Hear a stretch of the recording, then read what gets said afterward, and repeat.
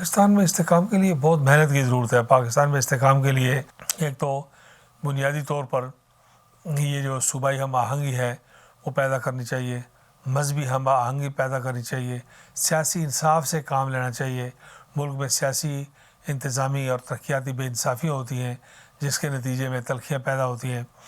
और सबसे बड़ी ज़रूरत इस बात की है कि लोगों को नज़रिया पाकिस्तान के गिर्द, दो कौमी नज़रिए के गिर्द इकट्ठा करना चाहिए ताकि लोग किसी एक मरकज़ पर आ सकें। पाकिस्तान बनाते वक्त सबका एक ही नज़रिया था कि पाकिस्तान का मतलब क्या, ला इलाहा इल्लल्लाह। लेकिन उसके बाद आहिस्ता आहिस्ता दुश्मन की साजिशें जारी रहीं। खुतबात मदरास में मौलाना अबुल कलाम आज़ाद ने कहा कि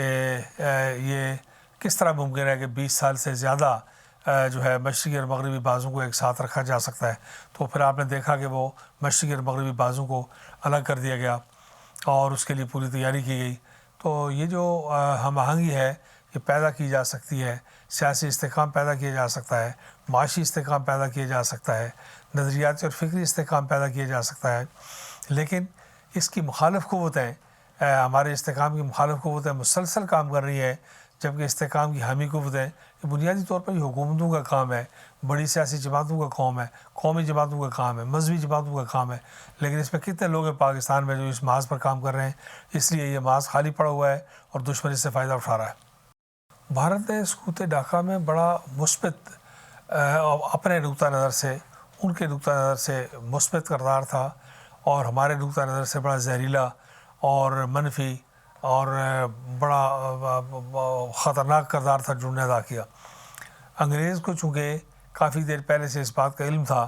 कि उन्होंने यहाँ से अपना इक़्तिदार रोल बैक करना है, तो उन्होंने हिंदू क़यादत के साथ गठजोड़ कायम रखा और ऐसे बीज बो दिए पाकिस्तान के अंदर कि जिन्हें बाद में जिनका रास्ता रोकना मुश्किल हो रहा था। मशरक़ी पाकिस्तान में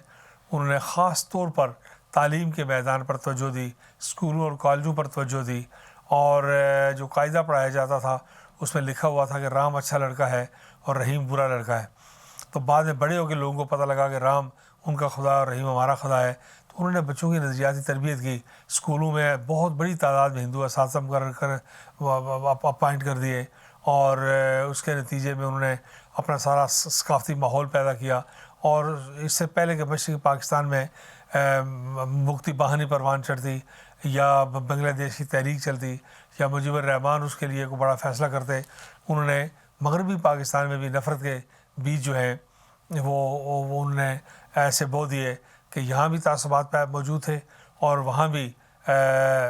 हमारी जो इंतज़ामिया थी, हमारे जो अफसरान थे, उनका रवैया बंगालियों के साथ अच्छा नहीं था। ढाका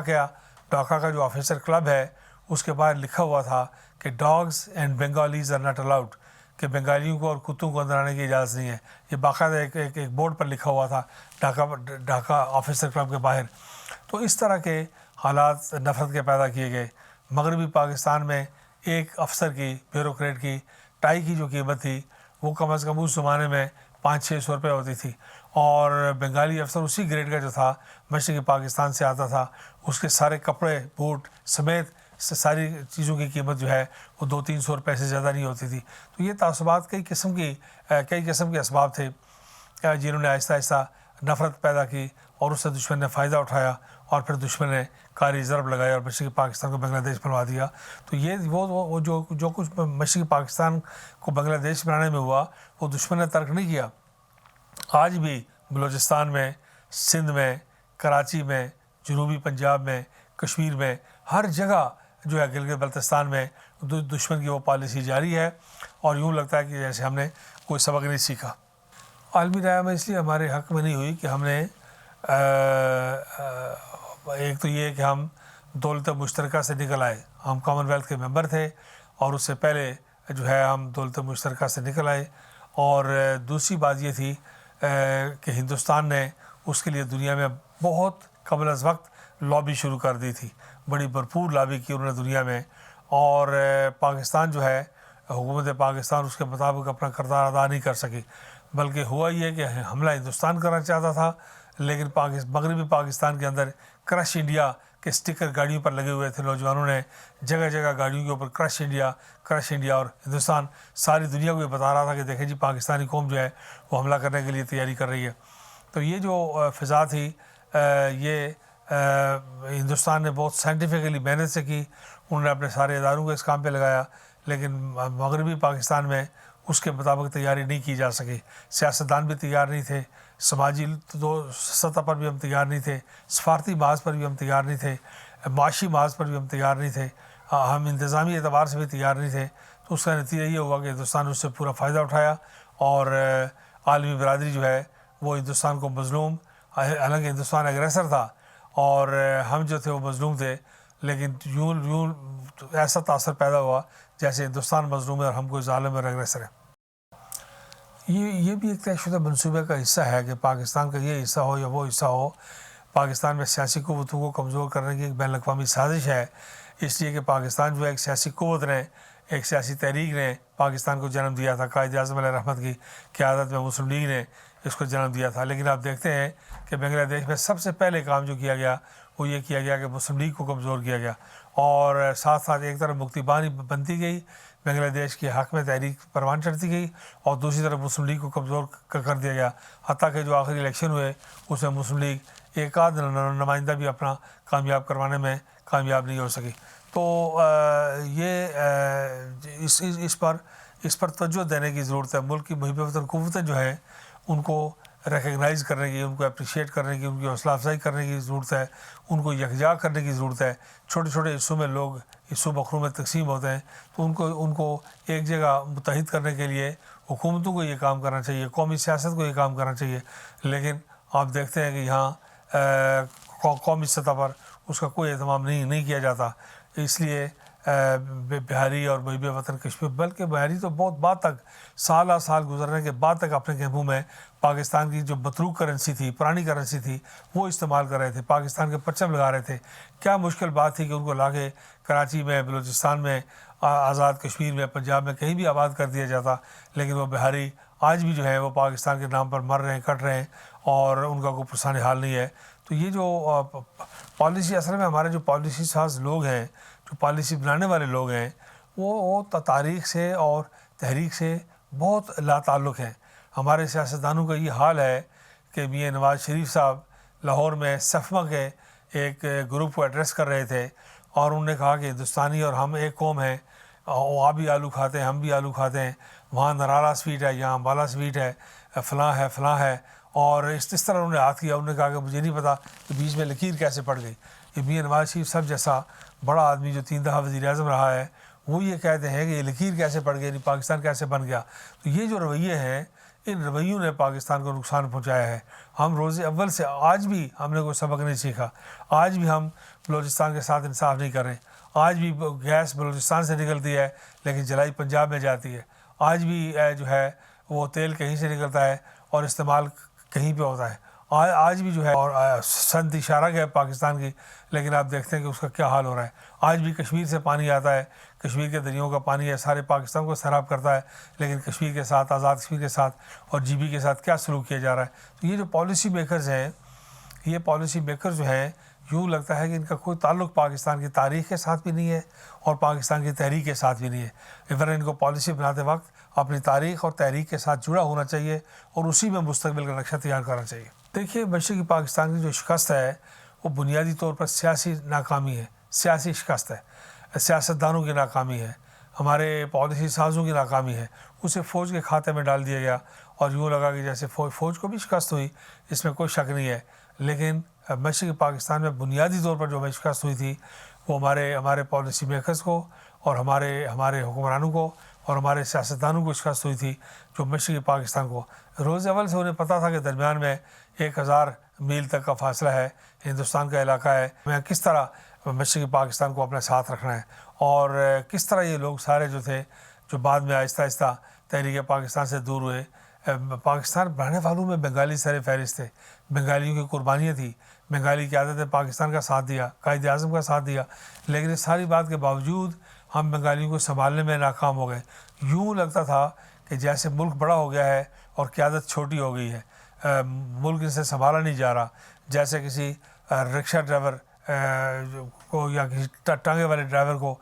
کسی بڑی 3 ٹن گاڑی پہ بٹھا دیں تو پتہ لگے اسے سنبھالی نہیں جاتی. اس طرح کا ماحول پیدا. قائد اعظم کے بعد لیاقت علی خان کے بعد اس درجے کی قیادت پاکستان کو حاصل نہیں ہوئی اور نہ ہی اداروں نے اپنا کام کیا. ہمیں بنگالیوں کو آبادی کے تناسب سے،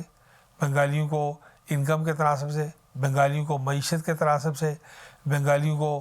سیاسی اہمیت کے تناسب سے، بنگالیوں کو اسٹریٹجک امپورٹنس کے تناسب سے ہمیں نمائندگی دینی چاہیے تھی، ان کا خیال رکھنا چاہیے تھا. لیکن ہندوستان نے پروپیگنڈا کیا کہ پٹسن اور کپاس جو ہے وہ مشرقی پاکستان میں پیدا ہوتی ہے لیکن سڑکیں جو اسلام آباد میں بنتی ہیں. تو یہ سارا سلسلہ ٹھیک کرنے کی ضرورت تھی. تو اس لیے یہ مشرقی پاکستان میں 1971 میں جو ہوا، جو ہمیں شکست ہوئی، وہ بنیادی طور پر سیاسی شکست تھی اور حکمرانوں کی اور سیاستدانوں کی شکست تھی، ناکامی تھی جسے فوج کے کھاتے میں ڈال دیا گیا. ہماری فورن پالیسی بنیادی طور پر جو ہے وہ بڑی ڈیفیکٹو ہے، بڑی ناقص ہے. فورن پالیسی جو ہے وہ پاکستان کے مفادات کی بنیاد پر بننی چاہیے.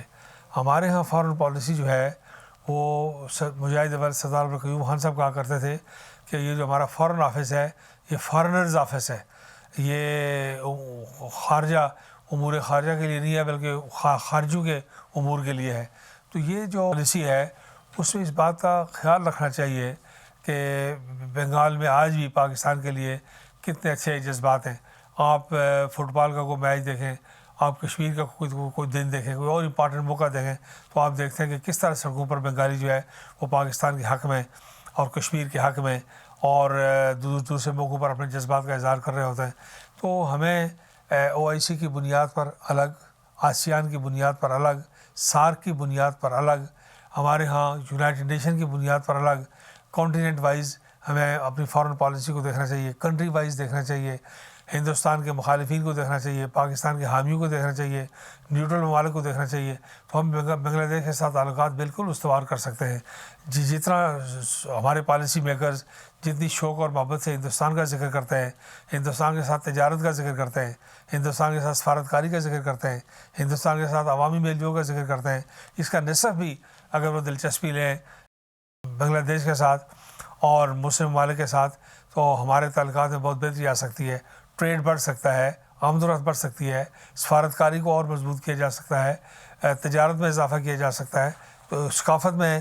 جو قربت اختیار کی جا سکتی ہے. جو ان کے اور ہندوستان کے جہاں جہاں مسائل ہیں ان مسائل میں ہم بنگلہ دیش کا ساتھ دے کر اس کے قریب ہو سکتے ہیں، بنگلہ دیش کو اپنے قریب کر سکتے ہیں. بے شمار مواقع ایسے ہیں، شعبے ایسے ہیں اور بے شمار پہلو ایسے ہیں کہ جن پر کام کرنے کی ضرورت ہے. دیکھیے بنگلہ دیش کے ساتھ تعلقات بہتر بنانے کی ضرورت بھی محسوس نہیں کی گئی جو کچھ اس وقت تک ہمیں دکھائی دیتا ہے. ہو سکتا ہے کچھ ایسی باتیں ہوں جو ہمارے علم میں نہ ہوں، لیکن جو کچھ میری حد تک میرے علم میں ہے وہ کسی مسلمان ملک کے ساتھ، دنیا کے بے شمار ممالک کے ساتھ ہمارے تعلقات بہت اچھے ہو سکتے ہیں. ان ملکوں کے جذبات جو ہیں وہ پاکستان کے لیے قدرتی طور پر بہتر جذبات ہیں. ہندوستان کے لیے ان کے دلوں میں نفرت ہے، ناراضگی ہے، ہندوستان سے خوفزدگی ہے. خود بنگلہ دیش ہندوستان سے خوفزدہ ہے لیکن وہاں راہ نے ایسا جال بچھایا ہوا ہے کہ اور پاکستان کی طرف سے کوئی دلچسپی نہیں لی جا رہی. یہی حال ہمارا افغانستان کے ساتھ ہے کہ افغانستان کی ساری جنگ ہم نے لڑی، انہیں روس سے آزادی دلوائی، لیکن آج دیکھیں کہ پاکستان کے اداروں میں افغانستان کی کتنی ایک نمائندگی ہے اور افغانستان کے اندر ہماری کتنی ایک نمائندگی ہے. تو بنگلہ دیش کے ساتھ تعلقات کو بہتر بنایا جا سکتا ہے. بہت اچھے